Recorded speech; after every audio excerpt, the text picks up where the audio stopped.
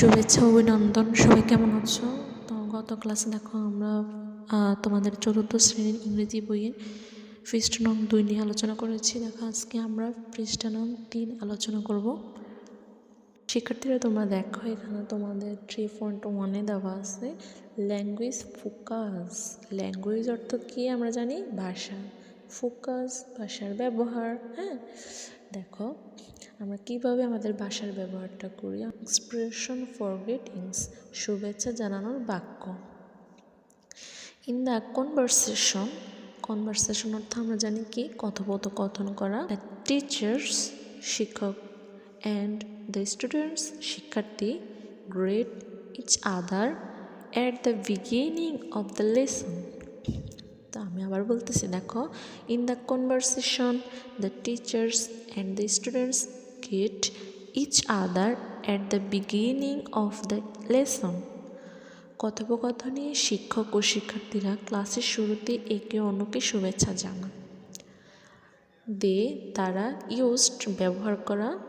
তো দে used good morning, তারা good morning ব্যবহার করছে। শুভ সকাল বলছে তারা, যখন তারা একে অপরের সাথে দেখা করতেছে, কনভারসেশন কথা শুরু করার আগে তারা কী করতেছে? গুড মর্নিং কথাটা ব্যবহার করতেছে। দেখো এক্সপ্রেশন ফর দ্য গ্রিটিংস, শুভেচ্ছা জানানোর বাক্য। কী কী শুভেচ্ছা জানানোর বাক্য হতে পারে? দেখো টাইম, কোন সময়ে আমরা কি শুভেচ্ছা বাক্য বলবো সেটাই বলা হয়েছে। এক্সপ্রেশন উইথ এক্সাম্পল, কিছু উদাহরণ দেওয়া আছে তোমাদেরকে, বাক্য উদাহরণ দেওয়া আছে। In the morning, in the morning অর্থ হচ্ছে সকালে। গুড মর্নিং, এখানে তোমার নাম লেখার জন্য বলা হয়েছে। গুড মর্নিং, সুপ্রভাত। এখানে নাম লিখবা কার? তুমি যার সাথে কথা বলবে তার নাম লিখবে। এখানে বন্ধু হতে পারে, টিচার হতে পারে, তোমার বাবা মা হতে পারে, যে কেউ হতে পারে, এখানে নাম লিখবা। তো গুড মর্নিং, দেখো এক্সাম্পল হিসেবে কী দেওয়া আছে তোমাকে? Good morning friends, good morning বন্ধুরা, বা গুড মর্নিং রাহিম, যে সুপ্রভাত রাহিম। তারপর দিতে পারো গুড মর্নিং সালমা, যে সুপ্রভাত সালমা। ঠিক আছে, এটা আমার বলবো ইন দ্য মর্নিং, সকালবেলা। তারপর দেখো আফটার 2 PM, দুপুর 2টার পর আমরা কী বলবো? দেখো গুড আফটারনুন, শুভ অপরাহ্ন। এটা দুপুরবেলা, দুপুর 2টার পর এটা বলা হয়। দেখো গুড আফটারনুন। নেম, নেম বলতে তুমি এখানে ফ্রেন্ডস, যে গুড আফটারনুন ফ্রেন্ডস। শুভ অপরাহ্ন বন্ধু। গুড আফটারনুন রাহিম, গুড আফটারনুন সালমা। এগুলো তুমি বলতে পারো। পরবর্তীতে দেখো আফটার সানসেট, এটা হচ্ছে সূর্য অস্তের পর। ঠিক আছে, সূর্য যখন অস্ত যায়, আফটার সানসেট। গুড ইভিনিং, নাম লিখবা। গুড ইভিনিং অর্থ হচ্ছে শুভ সন্ধ্যা। গুড ইভিনিং, নেমের মধ্যে তুমি কি লিখবা? দেখাও ফ্রেন্ডস, বন্ধু। রাহিম, রাহিম বলতে পারো। গুড ইভিনিং রাহিম, এটা বলতে পারো। গুড ইভিনিং সালমা, এটা বলতে পারো। তো পরবর্তীতে দেখো তোমরা 4.1-এ আছে তোমাদের পেয়ার, জোড়ায় ওয়ার্ক কাজ। তার পেয়ার ওয়ার্ক অর্থ হচ্ছে জোড়ায় কাজ করা।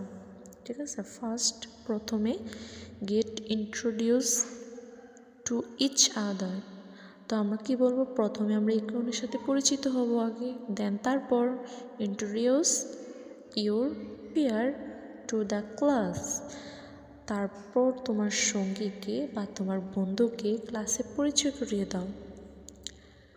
ঠিক আছে, এক্সাম্পল হিসেবে দেখো, উদাহরণ হিসেবে আমরা কি লিখতে পারি? Hello, I am Rahim. ও হে, আমার নাম রাহিম। This is my friend Salma, এই হলো আমার বন্ধু সালমা। এইভাবে তুমি তোমার বন্ধুকে পরিচিত করে দিতে পারো। 4.2-এ আমাদের আছে পেয়ার ওয়ার্ক, আবারও জোড়ায় কাজ, ড্রয়িং, আঁকতে বলছে, তাই না? জোড়ায় কিছু আঁকার কথা বলছে, অ্যান্ড রাইটিং, লেখার কথা বলতেছে। তাহলে pair work, drawing and writing, ছবি আঁকো ও লেখো।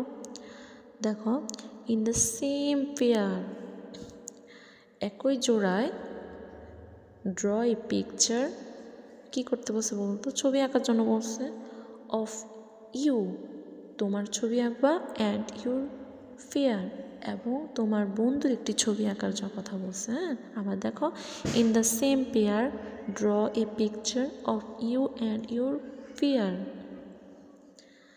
এখানে বলা হয়েছে একই জোড়ায় নিজের ও বন্ধুর একটি ছবি আঁকো। কমপ্লিট। সম্পূর্ণ করার জন্য বলা হয়েছে দ্য টেক্সট, লেখাটি সম্পূর্ণ করবা। About you and your friend কো, তারপর নিজের এবং বন্ধুর সম্পর্কে লেখাটি সম্পূর্ণ করো। দেখো এখন তোমার নিজের সম্পর্কে কী লিখবে? অ্যাবাউট মি, আমার সম্পর্কে, এটা তোমার সম্পর্কে লিখবে। তো সাপোজ আমি কিছু উদাহরণ দিচ্ছি, দেখো। হাই, মাই নেম ইজ, এখানে তোমার নামটা বসাবে। তোমার নাম যদি হয় সালমা, তো বসাবে hi, my name is Salma. Hi, আমার নাম সালমা। আই অ্যাম স্টুডেন্ট, আমি একজন শিক্ষার্থী। আই লাইক, তুমি কি পছন্দ করো? খেলাধুলা নাকি বই পড়া? আমি খেলাধুলা দিচ্ছি। এখানে হচ্ছে আই লাইক টু প্লে, আমি খেলতে পছন্দ করি। তারপর দেখো আবার তোমার বন্ধু সম্পর্কে। অ্যাবাউট মাই ফ্রেন্ড, আমার বন্ধু সম্পর্কে। হ্যালো মিট মাই ফ্রেন্ড, এবার তুমি তোমার বন্ধুকে পরিচয় করে দিচ্ছ। দেখো, hello meet my friend, hello আমার বন্ধুর সাথে পরিচিত হও। তোমার বন্ধুর নাম দিবা, হয় তোমার বন্ধুর নাম যে কোনো একটা দিতে পারো, যেমন মিম, ওটা দিতে পারো, ঠিক আছে। Hello meet my friend Mim, hello আমার মিম বন্ধুর সাথে পরিচিত হও। এটা যদি ছেলে হয় তাহলে প্রোনাউন হিসাবে বসবে হি, আর যদি মেয়ে হয় তাহলে হবে শি। তাহলে আমি যেহেতু মিম নিয়েছি এখানে, তাহলে she is student, she is a student, সে একজন শিক্ষার্থী। হি অর শি, তো আমি শি নিচ্ছি।